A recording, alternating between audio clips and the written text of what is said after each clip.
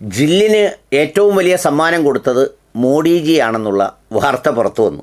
17 ലക്ഷം രൂപയുടെ വജ്രമാണത്രേ മോഡിജി നമ്മുടെ ജിൽ ബൈഡന് കൊടുത്തത്. ജിൽ ബൈഡൻ എന്ന് പറഞ്ഞാൽ സാക്ഷാൽ നമ്മുടെ ജോ ബൈഡൻ്റെ ഭാര്യയാണ് ജിൽ ബൈഡൻ. അപ്പോൾ ഈ ജിൽ ബൈഡന് സമ്മാനമായി കൊടുത്ത വജ്രത്തിന് 75 കിലോ വജ്രമാണ് ബൈഡൻ കുടുംബത്തിന് 2023 ലോക നേതാക്കളിൽ നിന്ന് ലഭിച്ച ഏറ്റവും വില കൂടിയ സമ്മാനവും സാക്ഷാൽ നമ്മുടെ ജിയാണ് കൊടുത്തത് എന്നാണ് പറയുന്നത്. അതിന് അസൂയയുള്ള VT ബൽറാം ഒരു പോസ്റ്റുമായി രംഗത്തിറങ്ങിയിട്ടുണ്ട്. അത് കാണാം. ലോകരാജ്യങ്ങളുടെ നേതാക്കൾക്കിടയിൽ സമ്മാനങ്ങൾ കൈമാറാറുണ്ട്.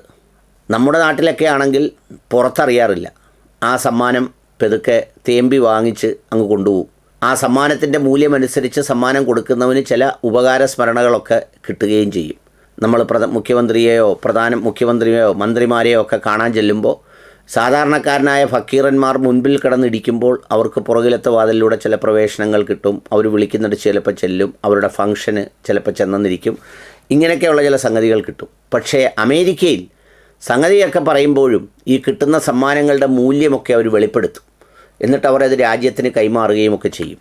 ഇനി ഈ മുൻ പ്രസിഡൻറ്റുമാരെല്ലാം രാജ്യത്തിൻ്റെ ചെലവിൽ സവിശേഷമായ ഒരു സ്ഥലത്ത് താമസിപ്പിക്കുക എന്ന് പറയുന്നത് അമേരിക്കയുടെ ഒരു പ്രത്യേകതയാണ്.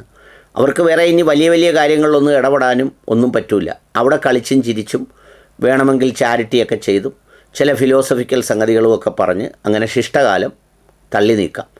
ഏതായാലും നമ്മുടെ ജോ ബൈഡൻ അപ്പൂപ്പൻ അതിനുവേണ്ടി യാത്രയാവുമ്പോഴാണ് ഈ കുറിപ്പ് വന്നത്.